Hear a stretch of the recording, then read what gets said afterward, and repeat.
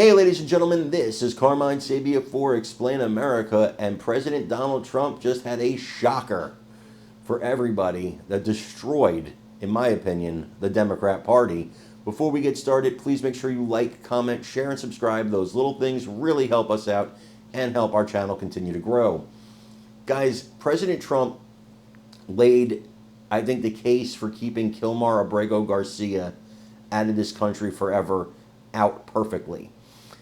Now, as you know, Abrego Garcia was deported to El Salvador, the country he was born in, came to this country illegally, had 2 deportation orders, was adjudicated twice to be an MS-13 gang member, and on top of all of that,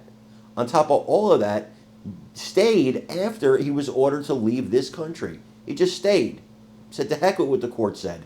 Now they want to give this guy more due process. You got Democrats flying down to El Salvador in a ridiculous show of solidarity with this guy, who, by the way, was accused by his own wife of beating her to the point where she petitioned for a restraining order in 2021.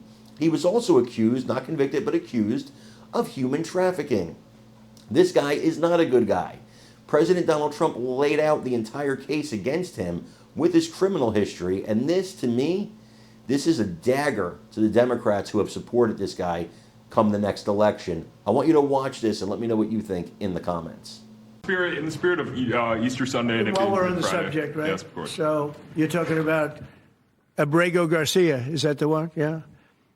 Is an illegal alien, MS-13 gang member and foreign terrorist. This comes out of the State Department and very legitimate sources. I mean, I assume I'm just giving you what they handed to me, but this was supposed to be certified stuff. In 2019, Garcia was issued a deportation order. 2 separate judges affirmed Garcia was a member of MS-13, which is a gang that may be even worse than Tren de Aragua, and maybe worse. They kill people with knives because it's more painful. Very famous for the knifing and killing of 2 young 16-year-old girls walking to school one day, and they sliced them up into little pieces and killed them. That's MS-13. And 2 separate judges affirmed Garcia was a member of MS-13. When Garcia was originally arrested, he was wearing a sweatshirt with rolls of money pouring out, an MS-13 gang symbol that he was driving with 2 other known violent MS-13 gang members, 2 of the most violent members that we know of in the MS-13 gang of thugs. In 2022, Garcia was stopped by the Tennessee Highway Patrol and was found to be transporting 7 people from Texas to Maryland, and he had no driver's license. He was driving violently. In 2020 and 2021, Garcia's wife filed for a protective order from him and said he was violent and abusive and really scary, including allegations that he punched and scratched her on the eye, left her bleeding after throwing her laptop on the floor at her, ripped her shirt, and ripped off her shorts.